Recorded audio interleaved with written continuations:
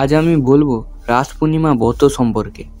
কার্তিক মাসের পূর্ণিমা তিথি হিন্দু ধর্মে অত্যন্ত পবিত্র হিসেবে মানা হয়। এই তিথিতে শ্রীকৃষ্ণ ব্রিজে গোপীদের সাথে রাসলীলা করেছিলেন। সেই স্মৃতিকে কেন্দ্র করে এই দিন রাস পূর্ণিমা নামে মানা হয় বা পালন করা হয়। রাস পূর্ণিমা আমাদের এই দিন বহু ভক্ত, বিশেষ করে নারীরা ব্রত পালন করেন। এখন দেখি ব্রত পালনের নিয়ম ও বিশ্বাসগুলি কী। সকালে ঘুম থেকে উঠে স্নান করার পর বাড়ি পরিষ্কার করবেন, মনকে শান্ত ও পবিত্র রাখার চেষ্টা করবেন। এরপর শ্রীকৃষ্ণ ও রাধার একটি প্রতিমা বা ছবি পরিষ্কার করে কাপড়ে সাজিয়ে প্রতিষ্ঠা করা হয়।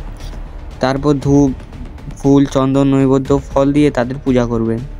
পুজোর সময় হৃদয়ে একটি অনুভূতি রাখতে হবে, প্রেম, লোভ নেই, প্রেম দাবি নয়, প্রেম মানে ভক্তি, শ্রদ্ধা এবং আত্মার মিলন।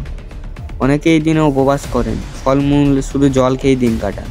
সন্ধ্যায় রাজকীর্তন ও নাম সংকীর্তন, ভজন গান গাওয়া হয়। রাধাকৃষ্ণ প্রেমলীলা স্মরণ করে হৃদয় শান্ত হয়ে আসে। রাতে চাঁদ উদিত হবার পর চাঁদকে অর্ঘ্য দিয়ে ব্রত ভঙ্গ করা হয়। চাঁদের এই দিনের শান্তির প্রতীক হিসেবে ধরা হয়, কারণ প্রেম তখন পূর্ণ হয়, তখন তার মধ্যে কোমলতা ও ধৈর্য থাকে।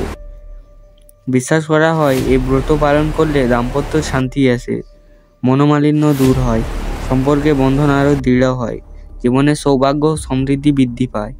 এছাড়া বহু স্থানে রাসযাত্রা, মেলা, কীর্তন অনুষ্ঠিত হয়।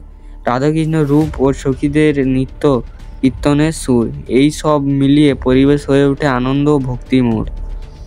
রাস পূর্ণিমা আমাদের মনে করিয়ে দেয়, প্রেম কখনো অধিকার নয়, প্রেম হলো হৃদয়ের সহজ প্রকাশ, আর ভক্তি হলো সেই প্রেমের শ্রদ্ধাপদ।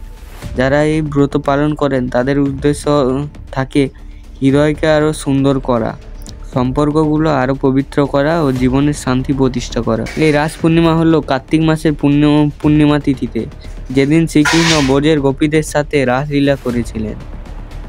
এই রাতকে অনেকে নিবেদিত প্রেম ও ভক্তি ও আত্মসমর্পণের রাত হিসেবে মানেন। অনেক নারী ব্রত পালন করে থাকে।